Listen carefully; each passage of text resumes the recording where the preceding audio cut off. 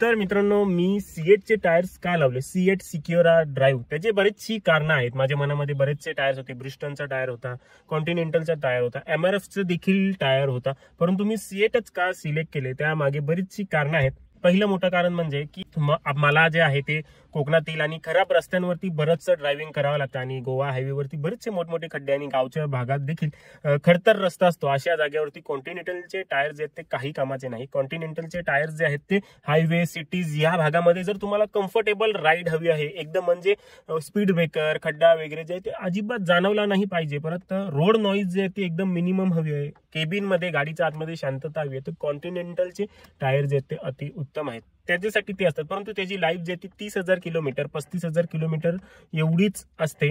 त्याच्यावरती ते चालत नाहीत. परंतु सॉफ्ट कंपाऊंड म्हणजे तो रबर जो आहे तो सॉफ्ट असल्यामुळे त्याच्यामध्ये पंक्चरचे चान्सेस, जर मोठ्या खड्ड्यामध्ये गाडी आदळली तर पंक्चर होण्याचे चान्सेस खूपच जास्त असतात. बाजूनी टायर वॉल जे आहे ती ब्रेक होण्याचे चान्सेस देखील खूप जास्त असतात. त्यामुळे मी कॉन्टिनेंटलचं जे मनात होतं ते घालून टाकलं, परंतु खूप शेवटपर्यंत माझ्या मनामध्ये होतं. नंतर आलो एमआरएफ वरती. त्या एमआरएफचं टायरचं काय असतं, एमआरएफचा टायर जो आहे तो हार्ड कंपाऊंड असतो मोस्टली. त्याच्यामध्ये देखील वेगवेगळे टाईप येतात, सॉफ्ट कंपाऊंड वाला देखील येतो, परंतु जो माझ्या गाडीमध्ये जो नंबर हवा होता, जी साईज हवी होती, त्याच्यामध्ये वंडरर म्हणून एक येतं, वंडरर स्ट्रीट असा काहीतरी टायर आहे. तो नेक्सॉन मध्ये देखील कंपनी फिटेडच येतो, काहींमध्ये ब्रिस्टनचा येतो, काहींमध्ये वंडरर एमआरएफचा येतो. परंतु त्याचं काय आहे की तो हार्ड कंपाऊंड असल्यामुळे तो लगेचच कडक होतो आणि त्याच्यामुळे थोडासा प्रॉब्लेम होऊन जातो आणि मग क्रॅक वगैरे दिसायला लागतात. आणि तो थोडासा हार्ड आहे आणि मग आपली जी आहे ती राईड क्वालिटी थोडी बम्पी झाली असते आणि त्याच्यासोबतच रोड नॉईज वगैरे जे आहे ते त्या टायरला बराचसा आहे आणि त्याचे ऑनलाईन रिव्ह्यूज देखील एवढे काही खास नव्हते, त्याच्यामुळे वंडरर नाही येत आणि त्याची प्राइस देखील जास्त होती, काहीतरी 8,000च्या आसपास होता एक टायर. आणि नंतर आलो ब्रिस्टोनवरती. ब्रिस्टोनचं काही नाही, ब्रिस्टोन एकदम सुटेबल टायर होता माझ्यासाठी. खड्ड्यांमध्ये वगैरे देखील एकदम म्हणजे मीडियम होता, ना एकदम कॉन्टिनेंटल जो ना एकदम एमआरएफ जो तो मधल्या भागामध्ये बसत होता. परंतु काय झालं की त्याची देखील प्राइस खूपच जास्त होती आणि ब्रिस्टनचं टायर माझं वापरून झालेलं आहे. म्हणून बोललो एक एक्सपेरिमेंट म्हणून मी गेलो, ते म्हणजे सीएट जवळ. मागे एक व्हिडिओ बनवलेला, त्यामध्ये सीएट बद्दल खूप सारे लोक विचारत होते. विचार केला की चला आपण जो टायर वापरलेला नाहीये तो वापरून बघूया. तर सीएटचे मी रिव्ह्यूज पाहायला सुरुवात केली, त्याच्यासोबत जे वापरतात त्यांना विचारायला सुरुवात केली आणि जे खूप आधीपासून वापरतायत, जे लोक सीएट जवळ जातात त्यांच्याशी देखील चर्चा मांडली. तर त्यांचं म्हणणं आहे की जुना सीएट आणि आताचं सीएट, 5 वर्ष आधीचं सीएट आणि आताचं सीएट याच्यामध्ये जमीन आसमानचा फरक आहे. कंपनीने खूप इम्प्रूव्हमेंट केलेली आहे आणि जे वापरतात ते बोलत होते की पंक्चर वगैरेचे देखील हे नाहीये, नॉईज देखील लेवलमध्ये आहे, त्याच्यासोबतच एकदम हार्ड कंपाऊंड नाहीये, एकदम सॉफ्ट कंपाऊंड नाही आहे, मीडियम आहे, खड्ड्यांमध्ये वगैरे देखील चालून जाऊ शकतो, असा काही प्रॉब्लेम नाही. आणि सगळ्यात महत्वाची म्हणजे त्याची प्राइस ब्रॅकेट जो आहे तो अति उत्तम होता.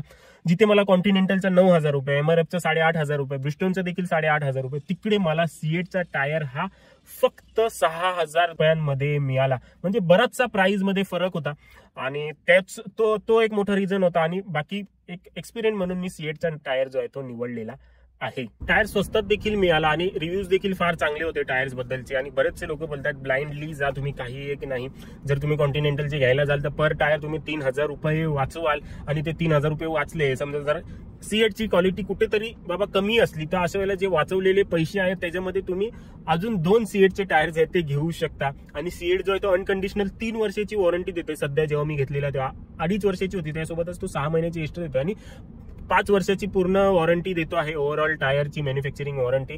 त्याच्यामुळे मी सीएट जवळ जाण्याचं ठरवलं आणि आता माझी त्या सीएट टायरवरती गाडी जी आहे ती किती 120 किलोमीटर चालून झालेली आहे, तेही खराब रस्त्यांवरती. व्हिडिओमध्ये दाखवीन कसे रस्ते होते, त्यावरती, घाटावरती, हायवेवरती. एकदम चांगला एक्सपिरियन्स आहे. नॉईज देखील नवीन टायर आहे, तर अशा वेळेला नॉईज जे ती कमीच आहे, ग्रीप देखील चांगली आहे आणि ग्लायडिंग कॅपॅसिटी ती देखील चांगली आहे. त्याच्यामुळे काय होतं, एव्हरेज जो आहे तो आपला मिळण्यासाठी चांगली मदत होते. त्याच्यासोबतच ब्रेकिंग कॅपॅसिटी देखील चांगली आहे. तुम्हाला दाखवतो तो टायर कसा आहे, त्याची ट्रेड कशी आहे. मोस्ट ऑफ लोक जे ते ट्रेडवरनं आपली हे ओळखतात की बाबा टायर कसा असेल काय नाही, परंतु तसं एक रोड नॉईज दाखवण्यासाठी हा व्हिडिओ बनवते. हा डांबराचा रस्ता आहे,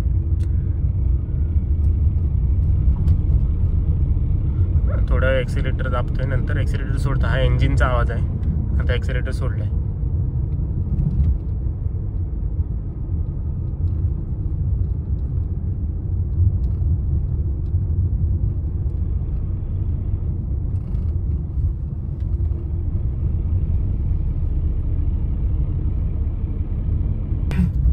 आता माझ्या गाडीमध्ये गुडियरचे कंपनी फिटेड आलेले टायर्स आहेत, तर त्याचा आवाज पहा तुम्ही कसा आहे. डांबरीच रोड आहे.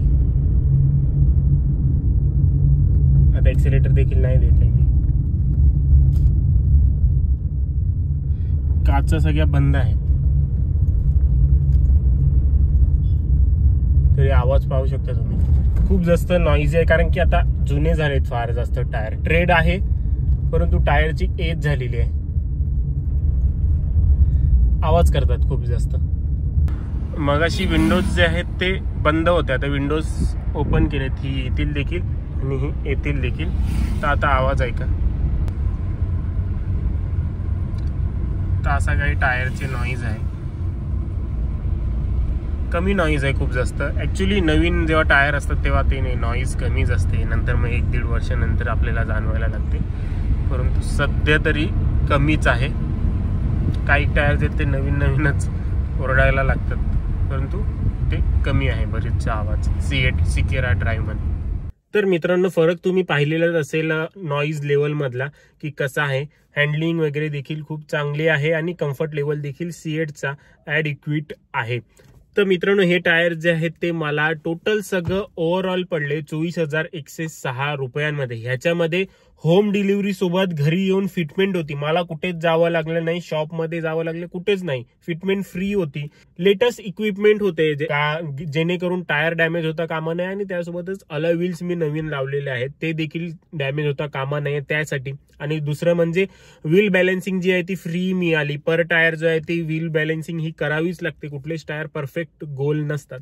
तर अशा वेळेला पर टायर 150 ते 100 रुपयाची व्हील अलाइनमेंट फ्री मिळाली, फिटमेंट फ्री मिळाली. सगळं पकडून जे आहे ते 24,106 रुपये. तसं पाहायला गेलं तर 6,029 रुपये समथिंग काहीतरी मला प्राइस पडली एका टायरच्या मागे. मी माझ्या आजूबाजूला सगळीकडे पाहिलं, सगळ्यात कमी जी आहे ती मला इथेच मिळाली. ऑनलाईन एक साईट आहे, तुम्हाला देखील या साईट बद्दल माहिती हवी असेल, तुम्हाला देखील पाहिजे असेल की बाबा घरी येऊन एकदम लोएस्ट प्राइस मध्ये तुम्हाला फिटमेंट सोबत टायर देखील अतिशय छान प्रकारे, त्यासोबतच बॅलन्सिंग देखील फ्री लावून मिळायला हवी, तर नक्की मला सांगा. त्याबद्दल व्हिडिओ बनवण्याचा मी नक्की प्रयत्न करेन, कारण की आता हा बराच व्हिडिओ मोठा झालाय. त्याबद्दल देखील मी व्हिडिओ बनवीन, तुम्हाला काही पोस्ट करेन, काही मी व्हिडिओ बनवलेले आहेत फिटिंग वगैरे करताना, ते देखील तुम्हाला सांगेन. मग जेणेकरून भविष्यामध्ये जेव्हा तुम्हाला टायर घ्यायचं असेल, 1 टायर घ्या, 2 टायर घ्या किंवा कितीही घ्या, तुमच्या घरात जवळ येऊन ती फिटमेंट वगैरे करून देते, व्हील बॅलन्सिंग करून देते, सगळं करून देते. बाहेर जर लावलं तर व्हील बॅलन्सिंगचे वगैरे जे आहेत ते वेगळे पैसे घेतले जातात. फिटमेंट फ्री मिळते, परंतु बॅलन्सिंग वगैरेचे पैसे वेगळे घेतले जातात.